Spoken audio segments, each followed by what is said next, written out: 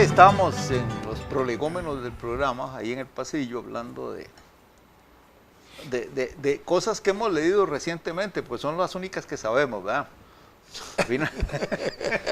Yo cada momento descubro que sé muy poco, porque todos mis conocimientos se derrumbaron. Ay, por dicha. Porque con los es que no eran conocimientos, sino creencias. Eso es lo que dice Burstyn. Pues sí, de eso vivimos, de creencias. Creencias, sí. Siempre, claro. No, perdón, Heródoto, ¿qué Burstyn? Heródoto es que no, dice... Burstyn no, menciona Heródoto. No, pero, sí, bueno, por eso es lo que viene por Grecia. Sí, claro. Pero fíjate lo que le damos por la Biblia. Don Alberto, justamente usted el otro día decía que la Biblia, que el Antiguo Testamento, para centrarnos en él, era a lo sumo la historia del pueblo judío. Sí. Ni siquiera eso, don Alberto. No, ahí el mito es tan abundante y es lógico. Un texto de esa época tiene que haber recurrido al mito incesantemente. Es decir, hablar del Antiguo Testamento. Sí. Porque hay tanta referencia ahí que después se desploma sola, ¿verdad? Pero eso no tiene importancia a la luz del fin que tiene. Es decir, cuando se refiere a... nos referimos a creencias, a religión, pues no, ahí no. Ahí es la creación de un solo Dios con al que se responsabilizó de todo lo que había sucedido. Sí, ahora, esa es la realidad. Sí. En los tiempos modernos, fíjense ustedes en esto, cuando hablamos de las explicaciones sobre el origen del universo, hasta en la medida en que podamos entenderlas, siempre se quedan tantos cabos sueltos que uno tiene que aceptar que todos son, en últimas, hipótesis ingeniosas. Algunas son mitos elaborados sobre hipótesis. Sí. Tienen... Pero no por eso dejan de ser hipótesis ingeniosas. Sí, claro. Sí, entonces, al fin, hay una pregunta que... Alguien decía que una pregunta que no es pregunta es esta. ¿Cuáles eran las leyes de la física un millonésimo de segundo después del Big Bang? ¿Cómo? ¿Cuáles eran las leyes de la física aplicables en el millonésimo de segundo antes del Big Bang? No, en el millonésimo después del Big Bang. Ya. Y obviamente es una tontera la pregunta, pero de veras que uno se queda como pensando, hombre... ¿Quién hizo esa pregunta? No, por ahí está escrito en alguna parte. Pero fíjese usted que no había tiempo para descubrirlas. No había quien las descubriera. Y las leyes de la física se descubren cuando empieza a haber unos primates que piensan. Que empiezan por preguntarse qué pasó. Exacto. Entonces, si no hubiera aparecido ese... Hay una fotografía muy interesante de un... El que mejor dice eso, vos sí te vas a acordar, es Mingote en La historia de la gente, que dice que está el tipo y le cayó una piedra en la cabeza, y entonces empezó a analizar por qué le había caído la piedra en la cabeza. A mí me robaron el libro de Mingote y es absolutamente... Te voy a sacar una copia. Porque es inconseguible. No, sí, así es. ¿Cómo se titula ese? Yo te le saco una copia. Pues vos no fuiste el que me lo robó, yo sé quién me lo robó, no fuiste vos. ¿Quién fue caso? Pues siempre lo voy a decir ahora aquí, pero no puedo. No, nadie que esté aquí. ¿Por qué te regaló los de Pinocho? Que se los di yo y te sacó las copias, ¿no? No. ¿De Pinocho y Chepete? No. Tampoco. Bueno, yo creo. Yo como a los libros no les sigo la pista, soy despistado de con pronto los libros. Me devuelven un libro que uno sabía que había prestado. Me ha pasado en esta Pero hay semana. uno que me lo reclamas todo el tiempo y yo no lo tengo. ¿Cuál? Que es lo de la rima, el diccionario de la rima. Ah, vos me lo robaste. Yo no. ¿De dónde sacaste eso? Todo el tiempo me lo decís. ¿Dónde lo saqué? De mi biblioteca. Pero se lo diste seguro a Roberto o a quién sabe. No, solo a vos. Que exista un diccionario de la rima. Que exista un diccionario de la rima significa que hubo un periodo de gloria para los ripieros, ¿verdad? No, significa que en un tiempo se considera que la poesía debía ser rimada. Por rima Sotela. Sí. Qué raro. No la conocían. ¿No la conociste? No la conocían. ¿Rima? Pues si vos haces un chiste, yo te lo contesto. Bueno. Vaya, pues. No, es que siempre tuve muy presente ese nombre. No, porque actualmente si uno escribe un poema, si alguien, no uno, yo no voy a escribir ninguno, un poema con rima, le gritan de ripio y lo archivan. Porque el ripio es otra cosa, es una rima forzada que no tiene ningún sentido. Bueno, eso es lo que vos crees, pero ahí los modernos, Eso es para justificar que no pueden rimar nada, entonces sí, porque yo no digo que la rima sea obligatoria en un poema, no, pero los poemas Shakespeare clásicos, no rimó. Sí, no, Shakespeare no rimó. Pero la rima tenía un valor estético, un valor estético. No, yo más bien pienso que para los antiguos que no tenían la letra impresa y ni otros medios de transmisión que no fuera la palabra hablada, los pobres que estaban encargados de eso tenían que contar con muchos instrumentos para que facilitaran la memorización. Y la rima es muy bueno, yo creo que la rima es la música del verso. Sí, podría ser. La música del verso, ¿me permite discrepar un momento? Sí, claro, discrepe. Yo creo que la medida es la música del verso. La medida es la que le da el ritmo en la poesía clásica. Pero la música se compone de ritmo y melodía. Sí, claro. Y cuando yo dije la música, quise decir la melodía. Ah, bueno. Sí, claro. Perdone, señor. Eso, imagínense. Pero la discrepancia tuvo su valor. Sí. Yo pienso que alguien que esos cantores griegos, ¿cómo se llamaban? Los maedas, que andaban de cantina en cantina, por así decirlo, contando historias. Cantando la historia de sus mitos. Bueno, de sus héroes y de sus... Esto me lleva a una pregunta que nunca me había hecho, me la hago en este momento. ¿La Odisea y la Ilíada están rimadas? No. El griego probablemente sí, don Alberto. Eso sí, yo lo... Entonces usted lo dijo así, lo negó tan rotundamente que hay que usted el griego. ¿Cómo yo lo negué? No dijiste, no está. No, es que no, en lo que yo he leído no está. No, claro. ¿Acaso lo has leído en griego? Por eso, la respuesta es contundente, ya, me anularon mi expresión. Lo que pasa es, sí, claro, hay por ejemplo, los sonetos de Shakespeare han sido traducidos por buenos traductores al español y están rimados en español también. Claro. Pero bueno, ahí hay unas transformaciones que son realmente metamorfosis. En cambio, yo no he visto, y no recuerdo haber leído la Ilíada en español con rima, ¿no? No, porque es kilométrica, ¿verdad? Pero qué clase de poema. No, eso sí, eso es... ¿Qué cosa más? Yo creo que es la pieza literaria más antigua que tenemos y no ha sido superada. No, qué va. No. Ahora, lo que pasa es que también hay que tomar en cuenta que para un universo como el griego era lo único que había, en cierto modo. Es como la Biblia para nosotros. ¿Pero acaso sabemos la distancia que hay entre la guerra de Troya y la Ilíada? Ah, no, eso sí, yo no. Es como saber ¿Cómo? El sí, tiempo que sabe. pasó. Sí, no se sabe. Bueno, pues es que todo está estructurado mitológicamente, de manera que uno no puede determinar por eso, ni se pretende que alguien lo haga. Pero indudablemente, es decir, la Ilíada fue compuesta, porque no hay que decir que fue escrita, fue compuesta, la pregunta es, ¿a raíz de la guerra de Troya? ¿O es como años, o décadas, o siglos después? Imagínense, la menciona en todo caso. ¿Qué? La menciona. ¿Cómo? Pues si la historia de la guerra de Troya. Bueno, no solo eso. La Ilíada de la historia de la guerra de Troya, claro, con adornos. Sí, claro. Pero usted tiene razón. Yo me imagino... Como la Odisea es el regreso de Ulises, con adornos. Si usted escribiera ahora las sirenas un poema épico sobre la guerra del 56, digamos. Sí. Bueno, obviamente...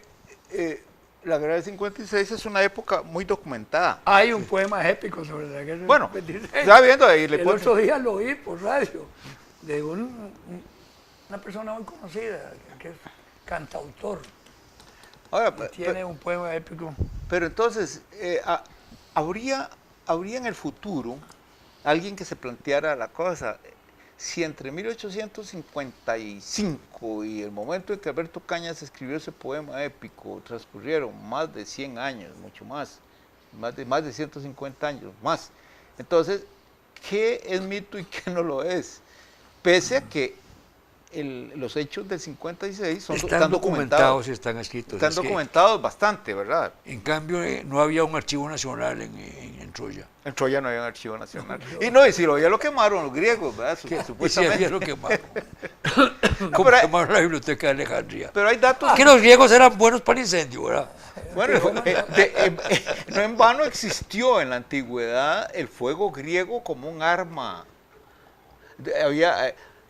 Ahora cuando hablamos de los grandes buques de guerra norteamericanos que llegan a un puerto, imponen lo que quieren, había unas barcazas enormes que tenían los bizantinos, la Nueva Roma, que se llamaban los dromones.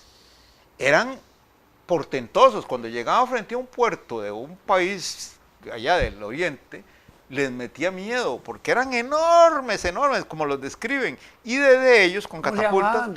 Dromones, que tiene que ver con dromos, camino, pero no sé qué más quiere de dromones. Bueno, alguna tiene que tener algún significado adicional.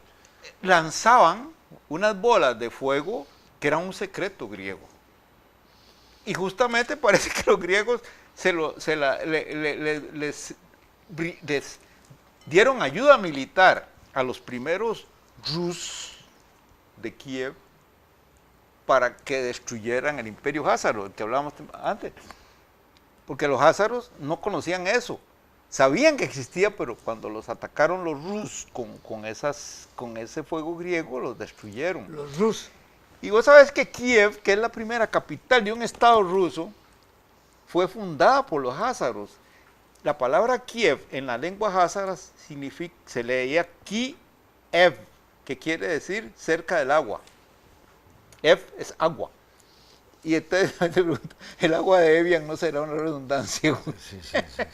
Pero vea qué bonito eso, que el fuego griego... ¿Pero dónde ubicas geográficamente ese sitio? Ese reino. ¿Sí? ¿Qué? Bueno, hasta recientemente el mar Caspio se llamaba el mar de los házaros. Todavía algunos pueblos de Oriente lo llaman así. Los házaros dominaron un territorio que cubría parte de la costa del mar de Aral, todo el mar Caspio y llegaban hasta el mar Negro, el mar de Azov. Ahí estaba la capital, Itil se llamó. Era un imperio enorme. Y ahí nació Monseñor Til, ¿no? Itil, no, era Itil. Esta gente dominaba las rutas. Es una pregunta ingenua, ¿verdad? Dominó las rutas. Por cierto, viera qué interesante es esto. Usted sabe cómo desapareció la unidad que existía entre Hannover e Inglaterra. Bueno, en tiempos de la guerra de independencia de los Estados Unidos, Hannover e Inglaterra eran vecinos. No, eran una misma unidad política, sí, porque tenían el mismo monarca. Cuando le tocó ascender al trono a Victoria, ella no podía ser monarca de Hannover porque en Hannover había la ley sálica. Y entonces nombraron príncipe elector de Hannover a un primo de ella. Y ahí se disolvió la unidad anglo-alemana. Sí. Vea qué torta. En cambio, los rusos en el siglo X, a mediados, tenían una zarina que se llamaba Olga, que fue la que desde Kiev comenzó a quebrar a los házaros. Y es interesante que en un país tan atrasado podía haber una reina sin ningún problema. En cambio, en algunos países de Europa eso era anatema. Sí. En Bizancio, por supuesto, imposible. Qué curioso, ¿verdad? Y bueno, ahí como... no, pero fíjate que eran bárbaros. En los principales... Yo no sé si en Francia puede haber una reina. Creo que en Francia sí hubo ley sálica un tiempo, claro. ¿Quién? No, ahí no podía haber reina. No podía haber reina, claro. No. Los Luises venían uno detrás del otro sin problemas con eso. Pero eso nos lleva a pensar que las diferencias entre los pueblos no se pueden zanjar diciendo estos son bárbaros y estos atrasados y esto, nada de eso, ¿verdad? Hay unas variables. Hey, mire, lo que Alemania del siglo XIX no podía hacer en el siglo X, lo estaban haciendo los rusos, montándose una zarina que les dio una gloria enorme. Porque Es que la historia de Rusia, así concretada, es apasionante. sí, Desde cómo esa cosa que estaba ahí en el fondo de la tierra, de pronto empezó a surgir y a marcar, a darse a conocer, y de pronto resulta que era un país importante, y de pronto resulta ser un país importantísimo. Y en el siglo XIX era una gran potencia. claro. No, ¿De dónde, esta pregunta se la trae, a dónde arranca el régimen zarista? Bueno, ¿Cuáles fueron las circunstancias? es que zarista, Es una No, monarquía. Siempre llamaron zar al señor que mandaba. sí, sí, ya claro. en este caso de la zarina Olga, Sí. es del siglo X, ¿verdad? Sí, En sí, el por año eso, muy 957, digamos, ella era zarina de Kiev. Claro, porque hubo una En el multitud. 957 el presidente de Costa Rica era don Pepe, ¿verdad? Don Pepe, No, pero que quede claro. está hablando del año 957 después de 1000 años antes de que don Pepe fuera presidente. ¿Qué tal? Una mujer de ignorancia. Sí. No, es muy bonito eso porque dice uno, bueno, cuando usted coge la historia de España moderna, usted la empieza a sentir que en el siglo XIII empieza a armarse realmente, pero ya en el siglo X, un Un Alfonso. No, el décimo, no, Debe haber sido un Alfonso. Sí. ya- Fíjate que llevan por 10 en el año 800. sí. sí, ¿verdad que? ¿Qué? Si había habido 9 Alfonsos antes, Puchi, casi papas. ¿verdad? sí. No, Y después hubo 2 o 3. no, es bonito esa, claro, echarle un ojo a la historia desde arriba, porque los detalles después son tediosos, ¿verdad? No, pero cómo los españoles se sacudieron de moros y judíos. Es decir, se empeñaron en hacer de España un reino cristiano a la fuerza. Es una historia rarísima. Bueno, Fue una influencia de los godos, indudablemente, sí, bueno, que fue tenían parte, una claro. fe única. En un No, personaje los godos así. eran cristianos Claro, cuando fueron a claro. España. Cuando Sí, llegaron no, claro, es el cristianismo. Sí, sí, Bueno, ahí es donde cristianismo. surge. La influencia de los godos fue tremenda en España. Y hay No, cuantos- Pero mira, fue una cuestión de décadas. ¿Qué hubiera pasado si los moros y los judíos se hubieran podido embarcar con Cristóbal Colón y venirse a América? sí, escribiríamos ¿cómo es? Con tu ropita tendida, como los árabes. como los palos de las gallinas. No, pero imagínate. Es una cosa curiosa. ¿Por qué? Una pregunta, yo me la he hecho, no sé si ustedes alguna vez se la han hecho. ¿Por qué los catalanes no figuran en la conquista de América? Bueno, por lo, Porque los excluyó la reina, definitivamente los excluyó, no quiso usar ni Aragón ni nada cercano a Aragón. sí, es. hay un hecho, don Está- Alberto. Hay un libro que se llama Crítica Histórica Moderna donde relata todo eso. Los extremeños, para venir a América, hubo mucho, la pobreza de Extremadura. De ahí es hace donde mucho- vienen los chorizos, ¿verdad? Sí, exacto. Bueno, ¿Verdad? no los que De la conocemos. Extremadura, sí. De la Extremadura. De Extremadura cara. No, de extrema cara dura. No, los extremeños tenían que irse a Sevilla y hacerse pasar por sevillanos para embarcarse, en general. Había unas exclusividades ahí Sí, que... sí. Tremendas. Es que América fue ocupada por andaluces, castellanos y gallegos. Perdón, ¿leíste ¿A quién? al comandante Cero? Es que habla de todo eso el domingo, una entrevista que le hicieron. Pero dice un montón de idiotes. Es que no Sí, sabe pues, lo que está hablando. ¿qué podíamos esperar? Sí, no, pero es que a mí yo lo leí porque me daba risa. Es una copia del carbón de su jefe.